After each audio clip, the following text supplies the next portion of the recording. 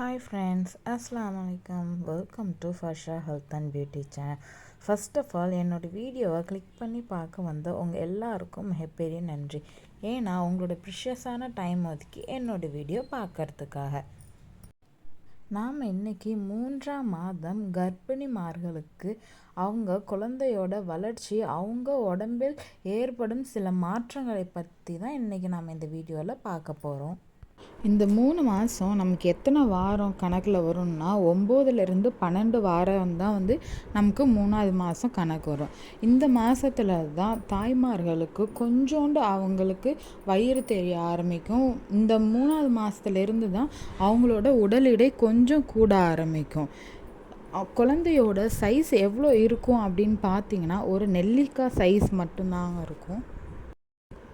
3ஆம் மாதத்து தான் குழந்தையோட மூளை பிரெயின் நல்லா வளர ஆரம்பிக்கும். அதனால தான் இந்த மாதத்தில் ஒமேகா 3 ஃபேட்டி ரிச் ஃபுட்டு நிறையா நம்மளை எடுத்துக்கிறதுக்கு சொல்லுவாங்க. இந்த மாதத்தில் குழந்தையோட கண் இமை எல்லாம் நல்லா வளர ஆரம்பிக்கும். அவங்களோட வாய் மற்றும் தொண்டை பகுதி வளர ஆரம்பிக்கும். எலும்பு மற்றும் சதை பகுதி நல்லா வளர ஆரம்பிக்குது. இந்த மாதத்தில் குழந்தையோட எலும்பு மஜை, அதாவது போன் மேரோவில் இருந்து WBC செல்ஸ் உற்பத்தியாக ஆரம்பிக்குது. ஒரு சில உறுப்புகளின் செயலும் 3ஆவது மாதத்துலேயே இருந்து ஆரம்பிச்சிடுதுங்க. அதாவது செரிமானத்துக்கு உதவக்கூடிய சிறுகுடல் பெருகுடலோட செயல் இந்த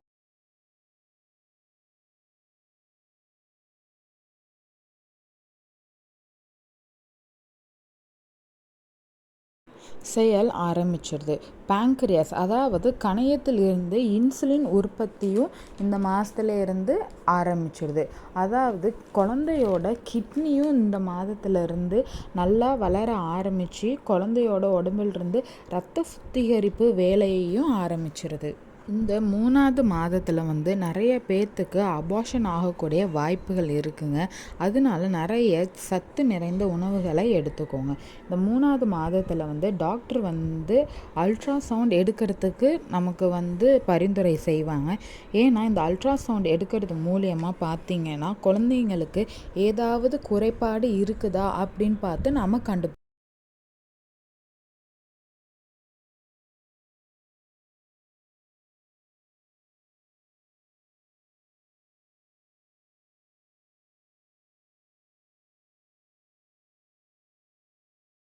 கண்டுபிடிச்சிடலாம். அதனால நிறைய ஊட்டச்சத்து மிகுந்த உணவுகளை உங்கள் உணவில் சேர்த்துக்கோங்க.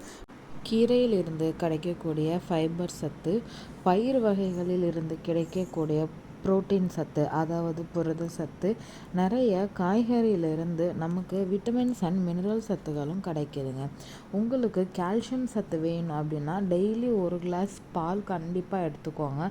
அது மட்டும் இல்லாமல் சியா விதையை 1 ஸ்பூன் விதை 1 டம்ளர் தண்ணியில் மிக்ஸ் பண்ணி நம்ம குடிக்கிறனால நமக்கு அதில் இருந்து 80% ஆஃப் கால்சியம் சத்தும் ஒமேகா 3 ஃபேட்டி ரிச் ஃபுட்டாகவும் நமக்கு அது ஆகிடுது.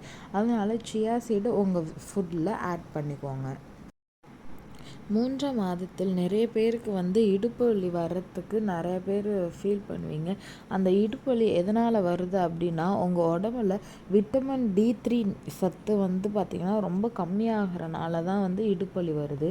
அதனால டாக்டர்கிட்ட இருந்து நீங்கள் விட்டமின் D3 டேப்லெட் கேட்டு வாங்கி சாப்பிட்டுக்கோங்க.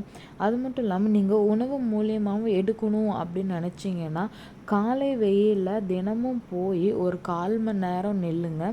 அதுக்கப்புறமா காளான், மஷ்ரூம் டெய்லி உங்கள் உணவில் சேர்த்துக்கிறதுக்கு ட்ரை பண்ணுங்கள். இது 2 செஞ்சோம் அப்படின்னாலே கர்ப்ப காலத்தில் வரக்கூடிய இடுப்பு வலியை நாம் தவிர்க்கலாம். போதுமான அளவுக்கு விட்டமின் D3 சத்தும் நமக்கு கிடைக்கும். இந்த மாதத்தில் பார்த்திங்கன்னா நிறைய பேர்த்துக்கு யூரின் இன்ஃபெக்ஷன் ஆகிறதுக்கு வாய்ப்பு இருக்குது. அதனால் நீங்கள் எந்த அளவுக்கு தண்ணி குடித்து அடிக்கடி யூரின் போகிறீங்களோ அந்தளவுக்கு உங்களுக்கு தாங்க நல்லது. அது மட்டும் இல்லாமல் டெய்லியும் ஒரு இளநீர் எடுத்துக்கிட்டோம்னா யூரின் இன்ஃபெக்ஷன் வராமல் தடுக்கலாம். அது மட்டும் இல்லாமல் பனிக்கூடத்தோட நீர் குறையாமல் நம்ம அதே லெவலில் ஹார்மோனல் இம்பேலன்ஸால் நிறைய பேர்த்துக்கு முடி கொட்டுறது, முகத்தில் முகப்பரு, பிம்பிள்ஸ் எல்லாம் வர ஆரம்பிக்கும். மூட் ஸ்விங், கிரேவிங், ஏதாச்சும் ஒன்று சாப்பிட்டுக்கிட்டே இருக்கணும்னு தோன்றுறது, இந்த மாதிரி எல்லாம் நடக்கிறதுக்கு வாய்ப்பு இருக்குங்க. அது மட்டும் இல்லாமல் தொப்புள் கொடியானது கருவை நஞ்சு கொடி மற்றும் கருப்பை சுவருடன் இணைக்கிறது. இந்த மாதத்தில் 3வது மாதத்துலேருந்தே பார்த்திங்கன்னா நம்மளோட குழந்தைங்க அசைய ஆரம்பிச்சிடுவாங்க. ஆனால் அவங்க வெயிட் ரொம்ப கம்மியாக இருக்கிறாங்க அப்படின்றனால குழந்தையோட அசைவை நம்மளால் உணர முடியாது.